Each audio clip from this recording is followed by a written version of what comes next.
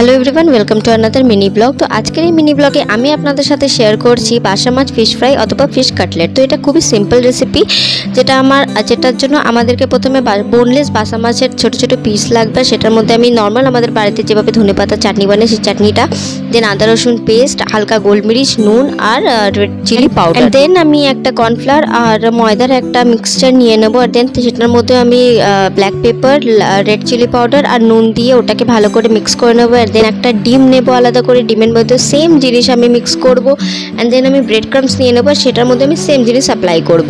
তো অ্যাপ্লাই করে পরে আমি ম্যারিনেট করা মাছটাকে প্রথমে ময়দা আর কর্নফ্লাওয়ার কোটিং দেবো, দেন ডিমের কোটিং দেবো। ডিমের কোটিংয়ের পরে আমি সেই ব্রেড ক্রাম্বসের মধ্যে কোটিং দিয়ে ভালো করে সবগুলোকে সেট করে নেবো। তো তোমরা চাইলে এটাকে রেফ্রিজারেটও করতে পারো মাত্র 1 বা 2 ঘন্টার জন্য।